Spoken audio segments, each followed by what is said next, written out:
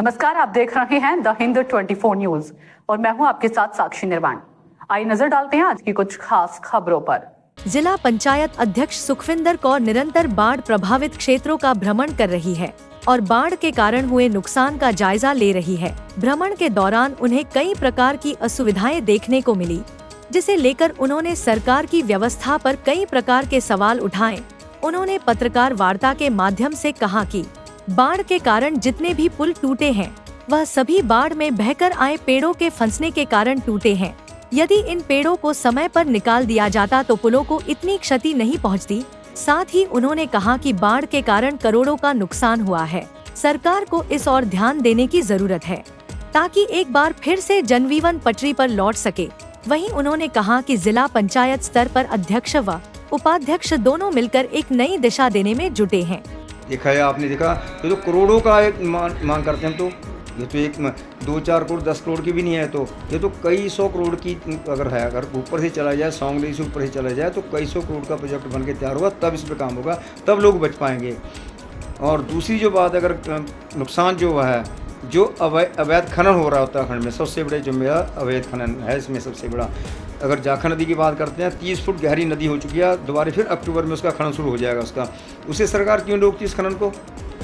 अगर फॉरेस्ट की बात करते हैं, फॉरेस्ट में खनन होता नहीं, माफिया लोग मिले हुए हैं, वो खनन ऊपर होने देते, जहाँ नीचे है वहाँ खनन हो रहा सारा। तो सरकार इस पर भी सोचे ना कुछ लोगों को कि जानवर कितने बहे हैं। अब पावर ग्रिड के खंभे तक भी जद में आ गए हैं, पावर ग्रिड लगातार लगे हुए हैं, उसे रोक रहे हैं, पानी को के रोकने कर रहे हैं। तो सरकार को तो सब जागना चाहिए, कैसे काम कर रहे हैं। सरकार लगातार उनकी 10 साल से चल रही है भाजपा की, उन्हें कुछ सोच के। हमारे अगर ऋषिकेश की बात करते हैं, ऋषिकेश के लोग कह रहे थे, मैंने कहा भी बात सुनो, आपके मंत्री भी यहाँ से रहे हैं, विधायक भी लगातार हैं, 3 कार्यकाल उनका हो चुका है, उन्हें भी कहते हैं नहीं कर पाए काम। मैं कहा हमारे साथ तुरंत हमें तो वक्त भी देना चाहते, 1 महीने में काम कर दें। उन्होंने 9 साल 10 साल 15 साल हो गए, उनसे भी सवाल करना चाहिए ना आपको। तो ये मेरी सरकार से भी, नदी खालों में अवैध खनन हो रहा है सारा, और सरकार के जो लोग हैं वही कर रहे हैं इसमें अतिक्रमण हो रखा है लोगों ने भी।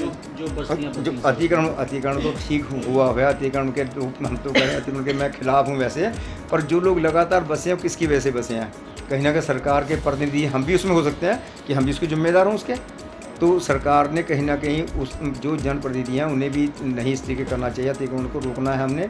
अगर अतिक्रमण हो भी चुका है, उनकी व्यवस्था तो हमें बनानी पड़ेगी ना अब इसकी, कि अगर अतिक्रमण हो के लोग बस चुके हैं, उन्हें बचाने की, जान माल की रक्षा भी करना हमारा फ़र्ज बनता है। वो तो मौलिक अधिकार है उनका, जान माल का तो उनका एक मौलिक अधिकार है उनका कि उनकी रक्षा हमें की जाए। अगर उन्हें शिफ्ट करना है, सरकार कैसे करेगी वो सरकार ने सोचना। लगातार भ्रमण पर जा रहे हैं, तो जैसा कि आप मतलब हम लोगों ने देखा है कि यहाँ अपने जाखन नदी देखी है, चांडी में भी हम लोग गए हैं और 2-3 जगह और गए हैं।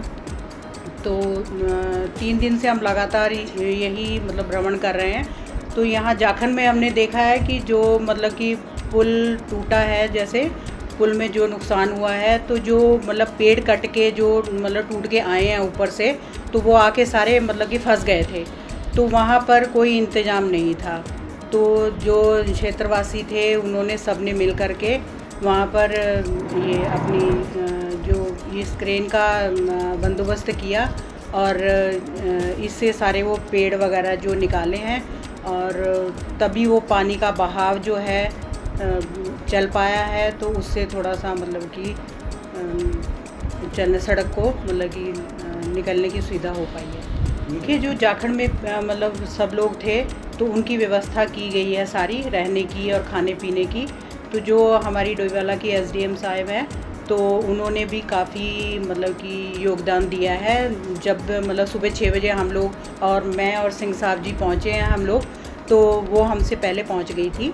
तो 4-5 घंटे हम लोग भी वहीं रहे और उन्होंने भी काफ़ी मतलब कार्यभार संभाला है अपना, और काफ़ी बढ़िया मतलब योगदान दिया है। तो मतलब पूरा ध्यान में रख कर के, जैसे जो लोग मतलब तकलीफ़ में हैं, वहाँ जिनके घरों में पूरी तरह पानी भर गया है, तो उनका रहने का, खाने का, पीने का सारा इंतज़ाम किया है।